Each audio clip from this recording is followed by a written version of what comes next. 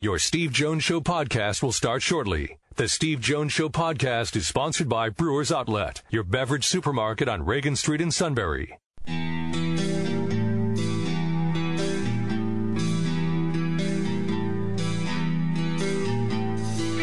Sports talk where your voice counts. This is the Steve Jones Show on News Radio 1070 WKOK. Now from the Sunbury Motors Studio, here's Steve Jones.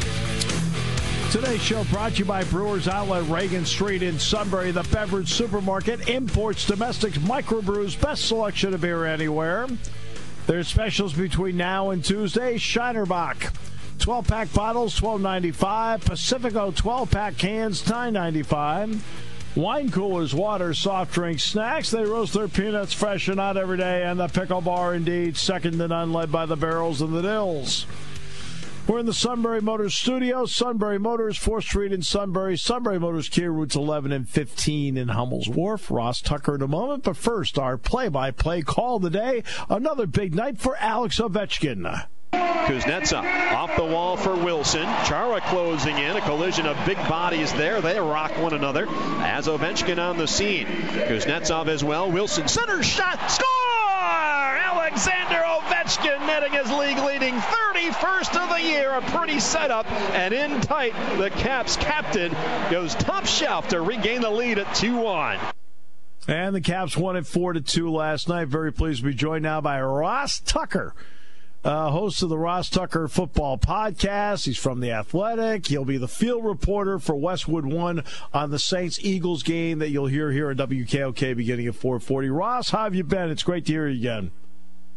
Steve, I am doing great. It is always awesome to hear your voice. I heard it quite a bit this year. I was all over the place doing college games, and as soon as I'd hop in my car, I'd make sure, depending on where I was, that I was listening to the channel you guys are on Sirius XM, so I could follow Penn State. So I always go back and watch the games for some of the stuff I do, like on the Keystone Sports Network, but I listen to you quite a bit this year. You and Jack, and by the way, I listen to some other college broadcasts too.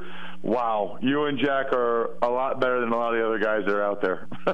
Well, that's awfully nice of you to say, because I've been listening to you on Sirius 88 on the NFL Network, which has been great to hear. I want to get to what you watched this year with the Saints and the Eagles. I'm going to take this in two parts, Ross. Number one, each team changes as the season goes. You and I both know that. Where have the Eagles changed in the last month, and then where have the Saints changed in the last month? Great question. For the Eagles, they've changed in a bunch of ways. Number one, obviously noticeable, is the quarterback in Nick Foles, and he's done a really good job of getting the ball out of his hands quickly, which has made a big difference from where they were earlier in the year, and certainly in the first meeting between these two teams. The offensive line's playing a lot better. Now, that's partially because Foles is getting rid of the ball faster, but even on their own, you watch, Lane Johnson and Kelsey and Peters, and especially, and those guys are playing a lot better than they did earlier in the year. I think they're healthier. All three of those guys were banged up, and they're playing their best football right now. Defensively, when they played the Saints, they had their top two corners were out. They still are, but then the next two guys in that game got hurt, and they had guys in there. I mean, they had two guys that played over 20 snaps that are not even on the team anymore, and they've kind of found their rhythm there with Avonte Maddox, the rookie from Pitt, and Rasul Douglas on the outside with Cravon LeBlanc, who they got off the couch in the nickel. They've kind of really settled in there. So those are the three for the Eagles that I would say for sure are the most noticeable. For the Saints, I think the biggest one is that their defense is even better than it was then. They're healthier, and their back end's been a lot better. Eli Apple's gotten more comfortable. But their offense isn't quite humming as well as it was then. And they do come into this game with a little bit more of a beat-up offensive line. So I think that's the difference over the last month, and certainly since the last time these two teams played each other. Well, you're going to have an interesting vantage point on this, even though I think you should be in the booth analyzing it. All due respect to everybody there. That's just my opinion. You're going to have the vantage point of being on that field. When you've been in the Superdome, how great an advantage is it in there, in your opinion? I'm not sure there's a better one in the NFL. This will be my third game there this year.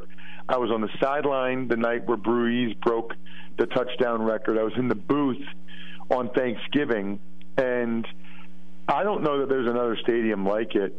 You know, a lot of NFL stadiums, I feel like at times, Steve, people go and they're angry and they're there to vent almost, which is one of the differences I feel like between college and the NFL. But that's not the case in the Superdome. I mean, those people are having the biggest party you've ever seen in your life, and they're so happy and they're so loud. And I mean, it's almost hard to even hear yourself think in there. And for a playoff game after a week off, I think that place is going to be going bananas. But I also think it's one of the reasons why the Eagles need to go off to a fast start, because that can quiet crowds a little bit, whereas if you really let the Saints get rolling early, man, it's almost like a snowball rolling downhill. Well, you and I both know that, you know, it's a copycat league. Are there certain things that you noticed that Dallas did that slowed the Saints down that other people have started to copy? Yeah, I have. And I think part of it was they were a little bit beat up in that game, the Saints were. But the biggest things are, you know, they've doubled Michael Thomas, and they've made the other guys have to try to beat them. And they really weren't able to in that Cowboys game. They also did the best job that anybody has all year of disrupting Brees' rhythm. He likes to get the ball out quick. I mean, he's the fastest guy getting the ball out in the league. And they had the corners, Byron Jones, you know, up in the grill of the receivers, taking away the first option and believing that if you took away the first option, that the D-line, DeMarcus Lawrence and those guys would be able to get there and get some pressure on Brees. And the other thing is they've got the two youngest, most athletic, fastest linebackers in the league in Leighton Vander Esch and Jalen Smith. And those guys really cover a lot of ground in the middle of the field, and they're able to match up better on Kamara and tight end than a lot of other linebackers around the league can. All right, so now let's go to the Eagles part of it. I think Jim Schwartz has done a great job because you kind of felt they were wearing name tags on helmets in the last half of the season. Oh, great. I now know who you are. But the Nick Foles component, talking about how quickly he gets rid of the ball, how much better of a job has he done getting an Alshon Jeffrey, for example, into the mix, where even though I know Jeffrey had been hurt earlier, what kind of difference has that made, though? There's no question. He and Alshon Jeffrey have a rapport. I don't know why, but they do. And the one thing that you really notice about that is he's willing to give Jeffrey a chance even when Jeffrey's covered. I think more so than Carson Wentz would. You know, even when Jeffrey's covered, Foles just kind of lobs up to him and shows a lot of faith, a lot of trust that Jeffrey's going to make the play, and he's made a lot of them. He really has. I mean, he's got tremendously long arms. You get a big body, and he really is one of the better contested catch guys in the league. And so Foles has given him that opportunity and shown a lot of faith and a lot of trust in him to do that. And which, again, brings me back to Foles. There's certain guys, and Ross, you've been around them, I don't care whether it's in this business or in the game that you know so well, that are just the consummate pros pro. Don't complain. When their time's ready, they're ready. I mean, is that the definition of what we see with Nick Foles? Yeah, I always looked at it that way. You know, a lot of times in my career, I was the swing inside guy, which meant I was the next guy to go in at center and both guards, and or, you know, the emergency guy if two guys got hurt at both tackles. And that's actually harder, Steve, because you got to prepare as if you're going to start at left guard, center, and right guard, because you might go in at any of them, right? I think I started like 25 regular season games, a bunch of preseason games. I always thought that was easier because it's like, okay, I'm playing center, I'm playing left guard, I'm going against this guy. You got to put more prep time in when you're a backup and be ready to go, even though you don't get the same amount of reps during the week. I mean, they only suit up 7 offensive linemen. It makes it tough. So Nick Foles has shown that time and time again. And you talk to the guys, and Peterson's talked about this as well. It's just kind of crazy how calm he is. I mean, he's like abnormally calm to the point where they ask him questions like, "Are you all right? Is everything okay?" And he is, and he just rolls with it. And then there's Breeze on the other side. I had a long talk with Mike Motti, who had been with the Saints for a period of time in his career. Told me he's the single most meticulously prepared guy he's ever been around. What has made him special to you? Exactly that. Everyone I talk to, Dan Campbell, who was up for some head coaching jobs, Joe Lombardi, their quarterback coach, Vince's grandson, they all say the same thing when I'm down there and talk to them. They just wish every college player, every high school player, and even every other NFL player could just see what Breeze does every week and just sees what that's like, and know, okay, that's how you become a first ballot Hall of Famer. That's what you have to do. I mean, he's like, even before the game, Steve, it's one of the weirdest things you'll ever see, because he'll throw the ball and then he'll shift his feet and shoulders to the middle, shift his feet and shoulders to the other side, like he's going to throw the ball again, but he doesn't actually have it in his hand.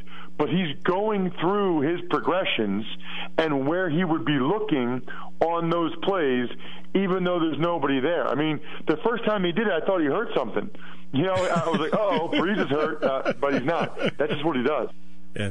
I got to quickly ask you, how's ball cannon been going? It is going awesome. I appreciate you asking. A bunch of people got them over the holidays, as you might expect. I tell everybody it's the only thing my 5- and 6-year-olds like actually more than their iPad, which tells you pretty much anything you need to know and everything you need to know. If you haven't checked it out yet, just Google it or go to ballcannon.com. I know everybody up there in Pennsylvania, in Sunbury area, loves football, loves high school football. Make sure you at least know what a ball cannon is. Ross, you know it's always a complete pleasure talking with you. Thank you for the very kind words you said at the beginning. It means a lot coming from somebody like you. And have a great broadcast on Sunday. Absolutely. Take care, Steve. Ross Tucker joining us. He'll be on the sideline. Eagles and Saints on Westwood One, which you'll hear right here on News Radio 1070 WKOK. Merrill and the gang, by the way, will be on Eagle 107. The suit will be in his living room. We'll have more in what? Just figured I'd put all the key players in the spot they're going to be in. Why are you laughing? I'll be in my living room too. Yes, but you don't claim to know Mario Andretti. We'll come back with more in a moment on News Radio 1070 WKOK, brought to you by Sunbury Motors and our good friends at Brewers Outlet.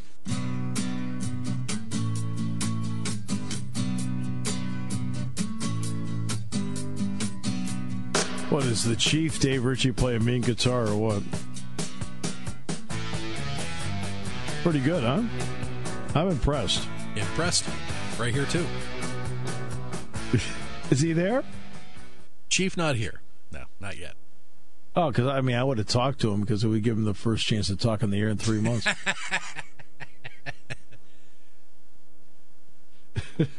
Well, no road trip tonight, or he'd be here. Get ready to. No, that's right. The game's tomorrow, right? No, the game's tonight. It is tonight. With Seals Grove, yeah. Yep. Phil Lockhoff Gym tonight. Kevin and the Chief, 7:06 tonight.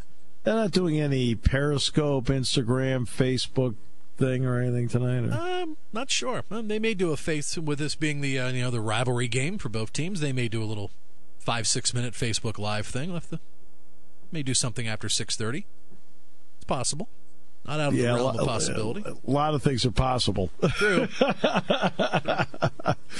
Oh, goodness. Juwan Johnson did put his name into the transfer database. He does have his degree. It would be a grad transfer should he decide to go through with it. But, it does open the door for him to explore the possibilities. Now, I don't know if he's entered graduate classes here at Penn State or not. I don't know. I just know he has his degree. So that I can't answer. But when you look at the wide receiving spot for Penn State, it's going to be Young. And there was one point during the year where they put out Dotson, true freshman, Hippenhammer, redshirt freshman, Hamler, redshirt freshman, and the tight end was Pat Freiermuth, true freshman. I remember they lined it up one day like that, and that's how I ticked it off on the air, was the fact that they were all 4 freshmen out there at the time in terms of eligibility. And that didn't include Justin Shorter. And I'll tell you, I watched Shorter from, I'd say, the second week in November to the end. He was terrific in practice. Daniel George, I liked the entire season, but Shorter came on, and Shorter just kept coming on. George was good the entire time. Dotson's a natural. And, of course, they were able to recruit John Dunmore out of Florida. So they've got depth there if Juwan Johnson goes through with the transfer part of it. But he did put his name into the database. There are a lot of names in that database right now. Tate Martell, Jalen Hurts. I mean, there's a lot of names in that database. People exploring their options to see if there are any other options. But, I mean, that's the world we live in now. That's part of what I talk about, Penn State fans having to get used to the real world. And that's not meant to be a put down. It's just for when you have a head coach, and that is your head coach for 46 years, 4.5 decades. Think about that. Who ascended from being an assistant coach for 15, so he's here 61 years. That staff didn't change that much over the years. Yeah, Fran Gander got moved over, okay, but Dick Anderson was there, came back from Rutgers after being here earlier. Tom Bradley was here from the late 70s until the Ticket City Bowl in 2011. I see Booker Brooks all the time. Booker had been on that staff for years, but then you go with all the other coaches. It was just so much stability. Ron Vanderlinden was here for years. Larry Johnson Sr. was here for years. So, to see changes in staff, because obviously James Franklin wants to keep the staff stable, but Josh Gaddis leaves, he goes to Alabama, now he's at Michigan. This has been the typical of how it's worked all over the place. My goodness, Georgia's offensive coordinator, Jim Chaney, stayed in the division and became Tennessee's offensive coordinator. I've talked about that one defensive coordinator, John Chavis. Penn State's faced him 3 times at 3 different schools. What? Tennessee, LSU, and Texas A&M.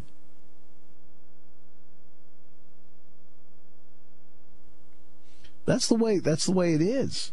Now, transfers, transfer portals, grad transfers. It's the way it is now. It's the way it is. And it's not a put down to say Penn State fans have to get used to the real world. It's just everything was so stable here for such a long period of time that even a slight bit of instability, because, there are members of James' staff that have been here the entire time. Brent Pry's been here the entire time. Terry Smith's been here the entire time. Ricky Ronnie's been here the entire time. Sean Spencer's been here the entire time. And they've all been here. Tim Banks is now going into his 3rd year coming up. Tyler Bowen had been here before as a grad and then now has come back.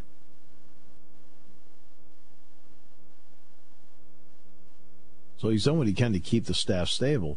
But between that, transfers, things like that, it's, when certain things happen for the first time, you're like, oh, okay. I think it kind of throws people off a bit. And I totally understand that.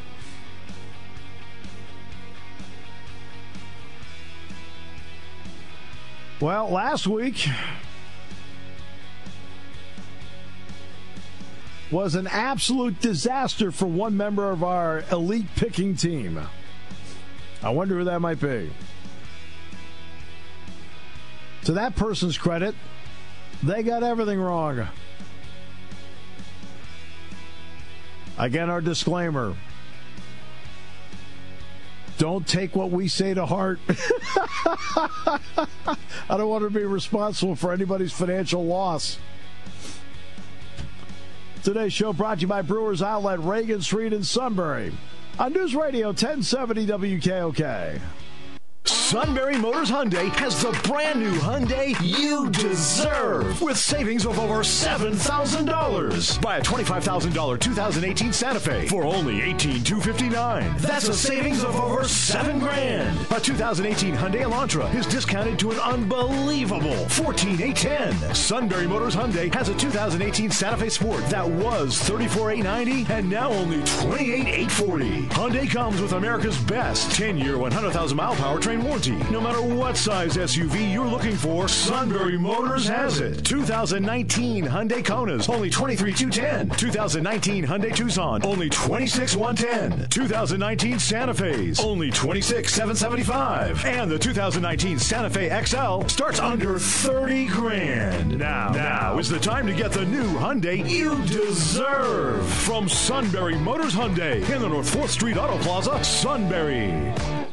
Party time, game time, or just fun time. Doesn't matter what time it is because it's Brewers Outlet time. The beverage supermarket has the area's largest beer selection. Imports, microbrews, ciders, and domestics. Pick from over 100 ice-cold 12-packs and dozens of 24-ounce singles. Soda, snacks, hot sauces, fresh roasted peanuts. Make it one-stop party shopping, and don't forget the pickle bar. So whatever you're celebrating or just doing it up, Brewers Outlet, Reagan Street, Sunbury wants to see you. And thank you for your years of patronage.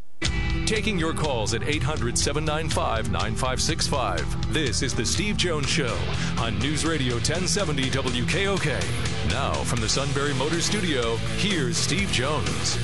Today's show brought to you by our great friends at Brewers Outlet, Reagan Street in Sunbury, the beverage supermarket. Imports, domestics, microbrews. Best selection of beer anywhere. Well, I want to tell you right now, that sampler we got, that Sam Adams sampler, what a hit that was. Whoa. Loved it. Now, they have great specials. Shiner-Bock 12-pack bottles, just $12.95. Pacifico 12-pack cans, $9.95. Wine coolers, water, soft drinks, snacks. They roast their peanuts fresh and hot every day. The Pickle Bar, led by the Barrels and the Dills. Indeed, all together now, including you there in Turbotville, second to none. All at Brewers Outlet, Reagan Street in Sunbury, the beverage supermarket. I'm in the Sunbury Motors Studio, Sunbury Motors, 4th Street in Sunbury.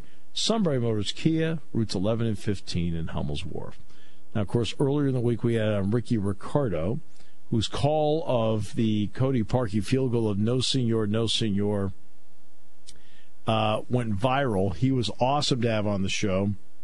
So in that realm, I will be known as Senor Bagel after my O for last week. With that, we bring in the king. Yeah, I really felt bad for you there. No, you didn't. You didn't feel badly at all. What are you talking about? Holy crap, he lost every game.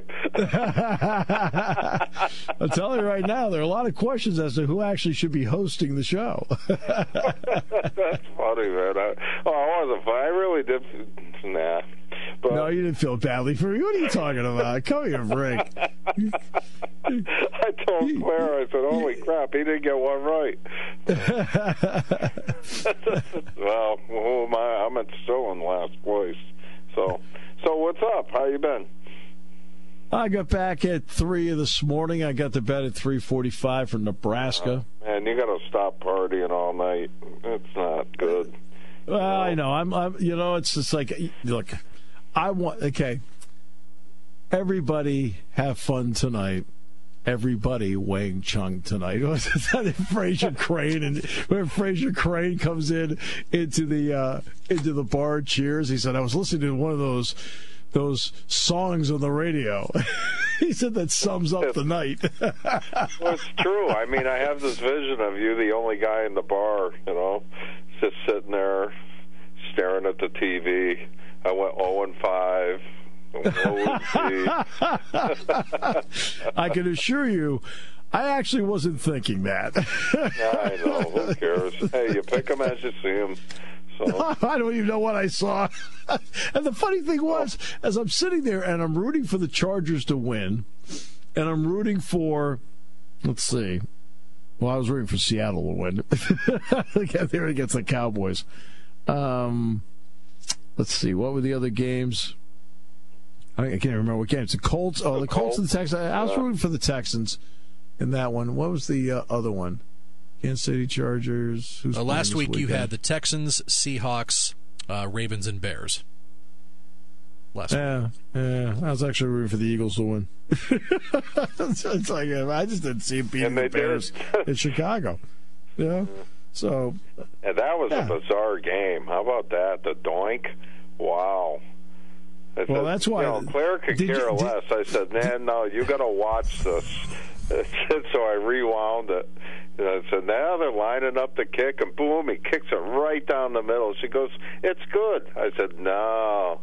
I called timeout. He's got to do it again. And then he kicks it again. She goes, oh, my God, doink. I was watch. It doinks again. Doink, doink. Now they're saying, it was tipped, but whatever. Do you have the Ricky Ricardo call? Is that for real, Ricky Ricardo? This is for real, and he was a guest on our show yesterday. Well, I'm just thinking I Love Lucy. Right. He is the Spanish language play-by-play announcer for the Eagles. He's also the Spanish language. He's also the Spanish language play-by-play announcer for the Yankees. Is that right? How cool is that?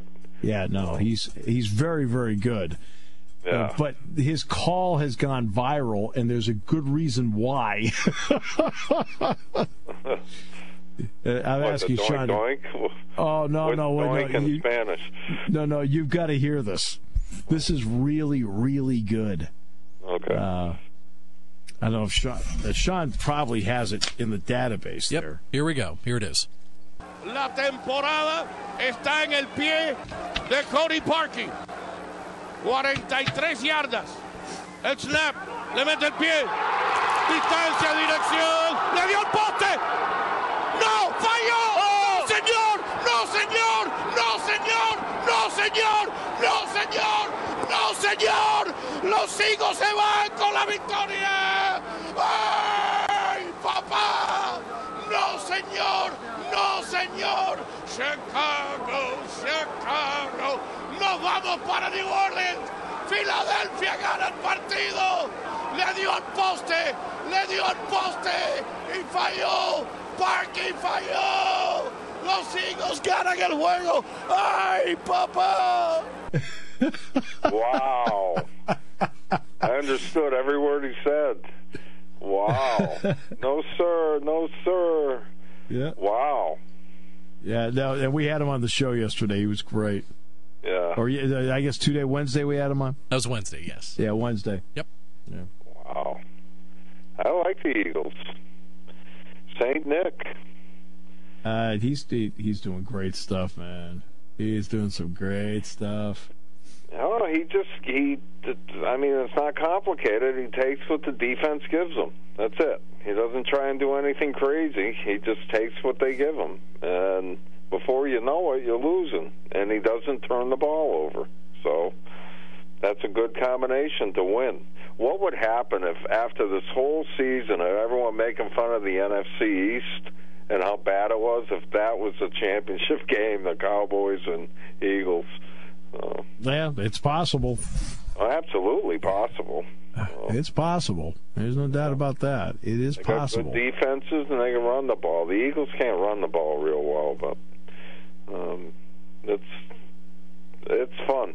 This is a good year because you don't really know who's going to win it. There's no dominant team, and they've all had their letdowns during the year. So, albeit Kansas City and L.A. haven't had big letdowns, you could argue who were the big teams that they beat. Right. Right. Big games they lost. So who knows? Roll the dice. Let's make some picks. That's what I did last week. I rolled the dice and snake eyes 4 times in a row. Who is the host of that show? The national championship blew me away. I mean, I got it right, but I didn't expect it to be that dominating at all. What's his name? Well, first Nick of all, Saban's not going to sleep for months. He's never gotten beat up like that. Well, he changed his entire offensive staff. Did he? Loxley became the head coach at Maryland. Dan Enos left to become the offensive coordinator at Miami. Josh Gaddis left to be the co-offensive coordinator at Michigan. What'd he do with his defensive coordinator? They couldn't stop that kid at all. That kid's great, the quarterback. Yeah, he's terrific. Yeah, he did whatever he wanted. He had a field day, and he's a freshman. Yeah. How good is Clemson's bringing everybody back but one guy on offense, something like that? Yep. It's like, oh, my God. No, they're good. They're good. Yeah, they're good real for a while. good. And they're very, very well coached. I heard him on Dabo on an interview the other day. He's a good guy, a real good guy. Yeah, seems it. I've never met him, but seems it. I mean, I've actually only been around. And he's just very, he does not think he's a great coach at all. I've only been around him one time, and believe it or not, the only time I was ever around him was he was a player. Really? When Penn State played Alabama in 1990. Was he I've ever been around him. No, he's a backup wide receiver who was, they weren't. Penn State shut him out 9-0 that day. Believe me, none of their receivers did anything. Yeah. Well, I don't know. He's a very good football coach, and he's got his team. His team believes in him. When that one player was on the podium yelling, "If you're deciding where to go," and we've got the coach. It was like, wow, what a recruiting statement. Yeah, they've got all that. They do have all of it. There's no doubt about that. Their facilities are second to none. So. Their facilities are second to none. And you know what? They did it without their best defensive lineman. I mean, it didn't hurt them at all. Not one bit. Yeah. So. Anyway, how about our picks this week? Yeah, I can't wait. This will be a lot of fun. All right, so for the final time... What are our records for the year, Sean? Do you have it? I got it. So for the final time, we will remind everyone last week, Steve went 0-4. Last time I'll bring it. It's the last time I'll bring it. The national championship doesn't count? No, that didn't count. Really? No, that didn't count. Kevin, you were 2-2 in our wild card picks, and I was 3-1. Yep. So after 19 weeks, there is now only a 2-game gap between the brothers Jones. Kevin is now 60-43. Steve, you are 62-41. And we're in cruise control in the penthouse at 76-27. Unbelievable. So we'll see if we can hit the 8. But wait a minute. Why aren't we counting the national championship game? We picked the college games all year. Well, that's true. Maybe I should have done that. That should count. Okay. That gets me one more closer. Okay. I don't care. I'm only kidding. I'll go back and rewind it, and I'll readjust the standings. So. No, I don't care. Let it come down to the final 2. Steve, you don't want me to catch you. Don't want that to happen. No offense. I got a game Sunday. I was 10 games behind you, man. Yeah. I got a game Sunday. I got a game Wednesday. I got a game in Minnesota Saturday. I got some other stuff going on besides picking games. I got to go to work too. No. As long as you're not missing a gig right now, like you did last Friday at our scheduled appointment every Friday, 4:35, and then at this point you said, "Oh wait, I'm supposed to be at a job right now." So. Oh God, yeah. You didn't catch any heat. I got it done by Tuesday. Okay, you didn't catch any heat. No, he didn't call, but he wasn't happy, so I haven't heard from him. But I finished the job, so you know what they want to do here? This for the town of South Windsor. Now they want to charge us to pick up our garbage. We have to buy bags, and it's $2 a bag to take the garbage. And I'm down there covering rust on a wall when they could have the maintenance guy give him a can of paint and a paintbrush, They blow money left and right. I thought you were going to say you'd have to buy like a garbage can with like the town seal on the side of the can or something. No, you'll get these orange bags or something, and I don't know how but you have to buy the bags, and they're going to charge you $2 a bag to take your garbage. They say they can't pay for it anymore. I'm like, oh, wow, you're kidding me. So we got it made because the shop's right next to the house, and the town won't pick up a company's garbage anyway, so I've got a dumpster, so I'll just carry the garbage over here and throw it in the dumpster. That charge is not going to cost us anything, but I still have the dumpster costs me $150 a month. So, oh yeah, I'd chuck her in there too. Exactly no right. problem. I just laughed at it and said, "Fine, we won't put any garbage out. I'll throw it in the dumpster." So. Right. Anyway, all right. We better make our picks. Here we go. We got time. Let's dive into our picks here. We'll go in chronological order for the divisional round, what I feel is the best weekend of NFL football for the entire year. All right, Saturday, 4:30, NBC, and of course you can hear all four games with Westwood One and News Radio 1070 WKOK. Pregame will start tomorrow at 4. Game number 1, it is the Colts and the Kansas City Chiefs. Okay. We'll work our way from the bottom up. Let's start with this. This is going to be, I think, a great game because I think Luck is playing awesome, and Kansas City's defense is okay. But it's really hard for me to go against Patrick Mahomes, especially at home. I'm going to go with Kansas City. Quarterbacks making their first playoff appearance since 2013 are 4-11. But I know Mahomes is in a different kind of category. Kansas City's last 6 playoff games, they're 0-6, and we know Andy Reid's playoff record not all that good. Chiefs haven't won a playoff game since '93. I think it was the last time, wasn't it? No, the Chiefs won at Houston. They beat with Alex Smith 2 years ago. That's right. Well, anyway, I am taking the Colts. Okay. I think right now the Colts are playing better than anybody in football. Andy Reid always drops the ball in these games at the end of the year. I mean, he may change it this year, but the Colts are just playing at another level. I got the Colts. The Lone Wolf. You again. That's right, baby. There's your separator.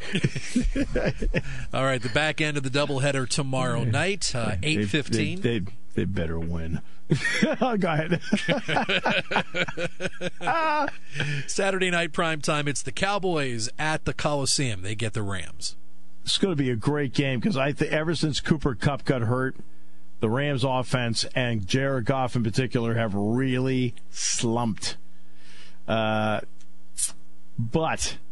I will take the Rams at home to see if they can gut one out against that pretty good Dallas defense. Those two linebackers, as Ross Tucker and I were talking about, run as well as anybody. Defense travels, running game travels. The Rams rushing defense, despite Aaron Donald there, not all that good. I've got the Cowboys. I've got the Rams, only because the Cowboys, to me, have been they really didn't play that great their last games. I mean, the Giants should have beat them. I don't know. Neither team really ended the year that great, but I'm going to take the Rams. So okay, I'm the lone wolf there. The Sunday doubleheader, 1:05. It is the Los Angeles Chargers with another away game. Well, that's all right. Every game has been an away game for them this year. For 2 years. Right. The Chargers taking on Tom Brady and the Patriots. The game's in Foxborough, but it's not going to snow, I guess, right? Sounds like the storm's going to, stay to the south of us. Going to be 25 degrees, dry. Boy, you know what? They're going to have to protect Brady. I'm going to take the Chargers. I just think the linchpin out of all this is Gronk, and I still say, Gronk is not Gronk anymore. He just doesn't have the burst, doesn't have the run anymore, doesn't have the hops anymore. I really, truly think this is the beginning of the end of the Patriots, and I've got the Chargers. Well, I also took the Chargers, but because I'm a competitive fiend,